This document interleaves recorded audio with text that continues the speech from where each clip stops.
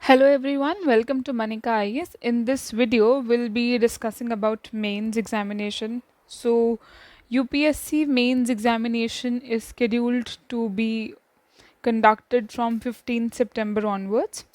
It will be a week-long process as we all have seen the date sheets. So, a few days back, UPSC has released its preliminary result, and about 14,000 candidates will be appearing for the mains exam this year.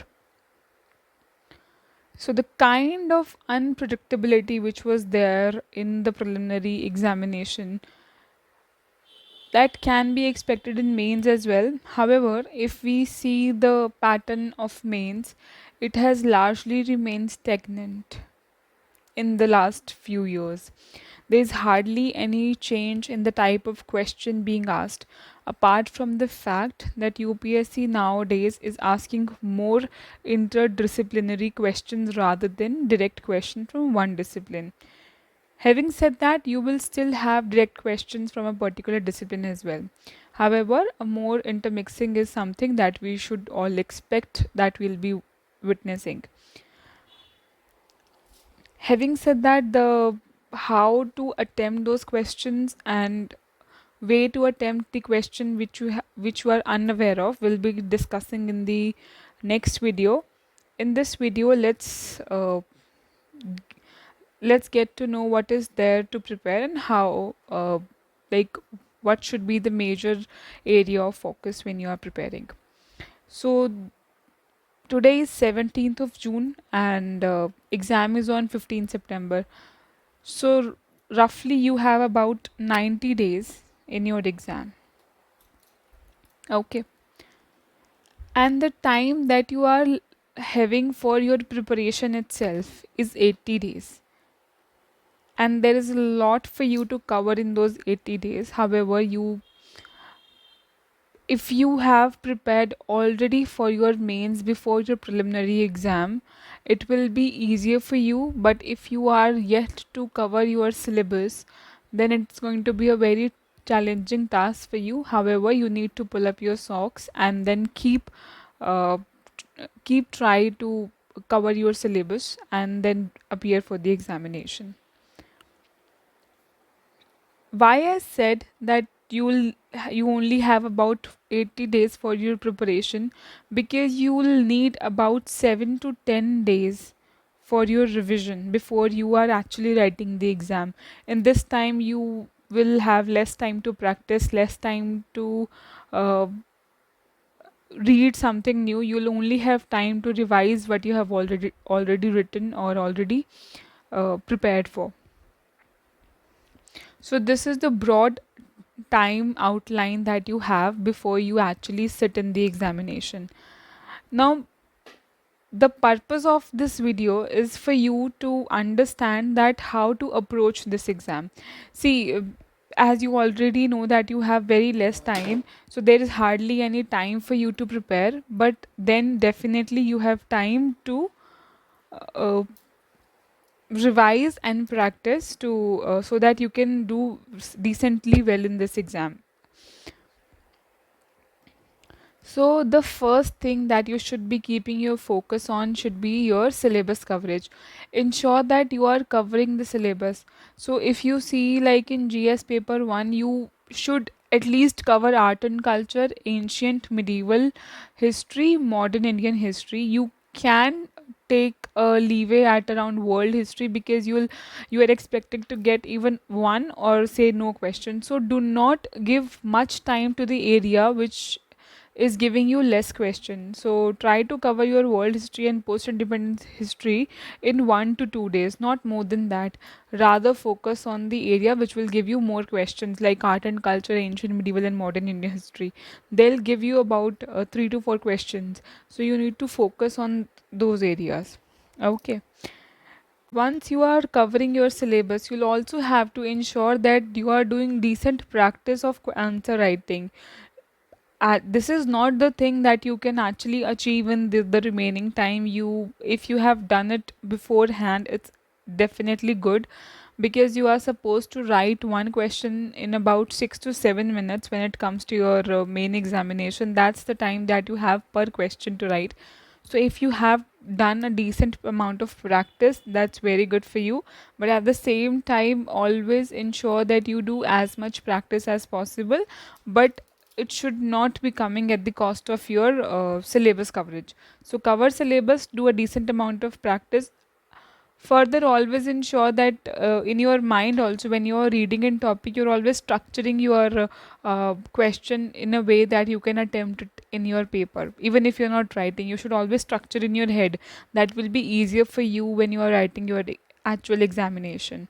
Second, if you are writing any test series, if you are attempting any question anywhere, make sure that you are trying to analyze the mistake that you have done and do not repeat those mistakes, because that is going to give you a clear indication of the way that you are heading to. Okay, so always remember and see the question that are being asked, because they are the most prominent question that have the potential to be asked in the mains uh, main examination itself. So do not take your test series lightly. Always practice and cover your syllabus. So the next big question that I usually get from the students is the how much current affair that you need to cover. See, in when you talk about mains, you don't have to actually go into various facts and something like that. You just need to have a broader idea of everything. Okay, uh, like as in prelims, we need to be like very precise with their facts so that you don't get your answer wrong. But here it doesn't work like that. You need to have your focus on the major issues.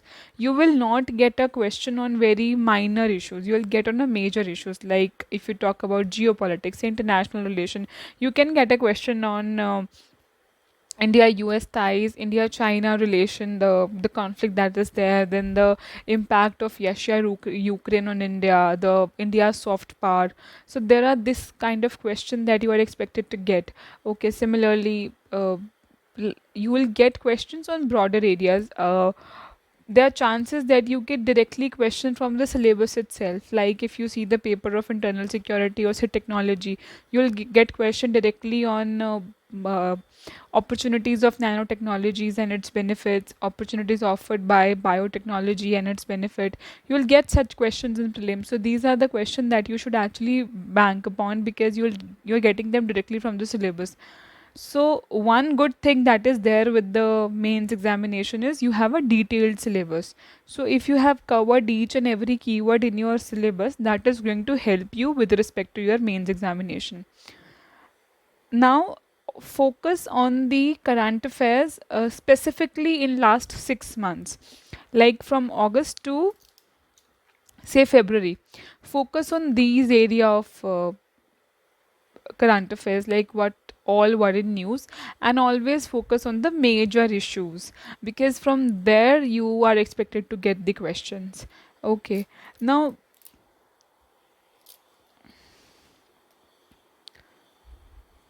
last 6 months, because this is the most this is the most prominent area from where you will get. Okay, now let's talk about low hanging fruits. Why I have written that? It is because these are the areas that need least amount of preparation and will give you the max amount of marks. One of them is ethics. If you see the question of ethics now, that there's largely the the kind of arguments will be similar. Okay, however, you need to diversify your arguments. If you have written good amount of ethics question, you know that eventually after a time you are just repeating your arguments, because there is no difference. Ethics is something which can give you more marks. Okay, specifically when it comes to case study, if you are able to diversify your stakeholders, so if you are able to give diverse perspective to any situation with right course of action,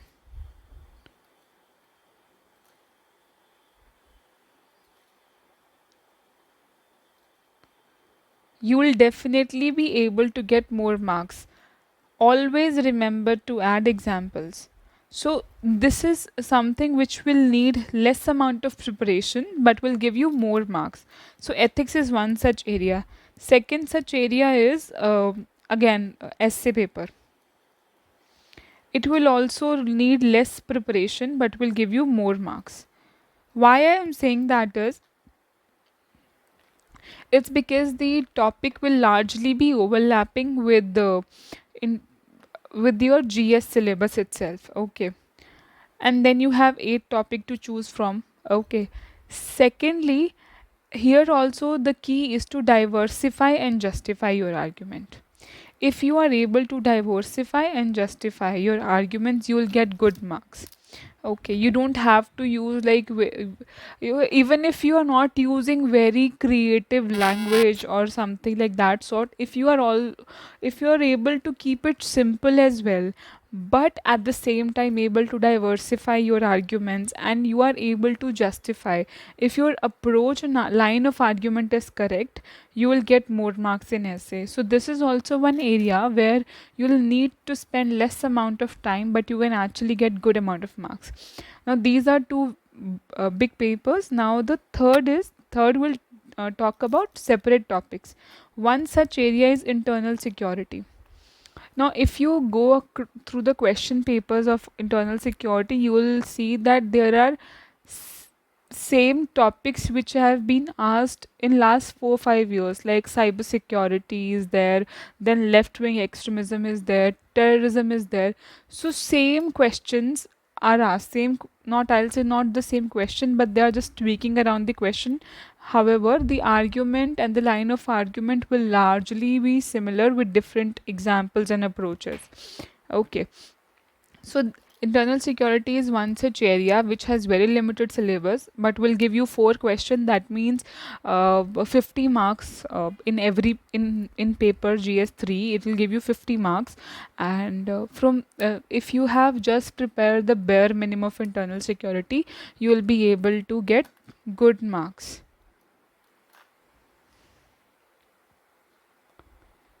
The second such area is your international relation.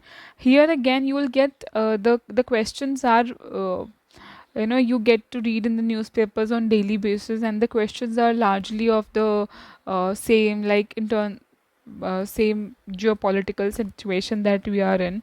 And there have been instances where UPSC have asked same questions over and over again. Okay, so this is again where such area where you'll also get question directly from your syllabus itself. The keywords from the syllabus will be put into the question. So this is another such area where you can grab good marks from international relation as well. So these are some low hanging fruits that you can actually tap upon when you are preparing.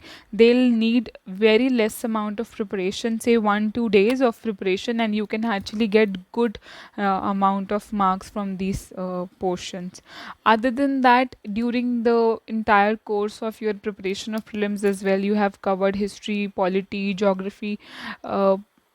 Although the nature of question can be from anywhere, you can expect question on any lines. So the diversity of question and the syllabus subsequently is large. However, since the awareness is more, will help you more in those uh,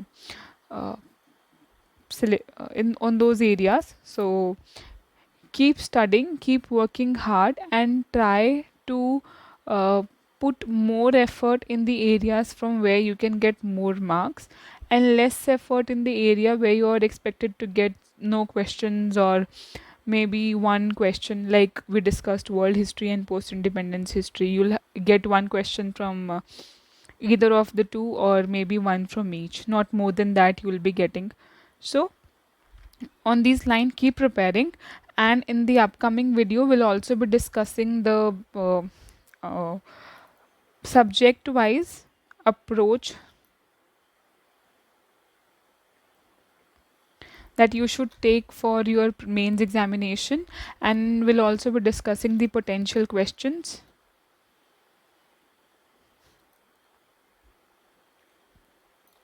And third, how to write questions.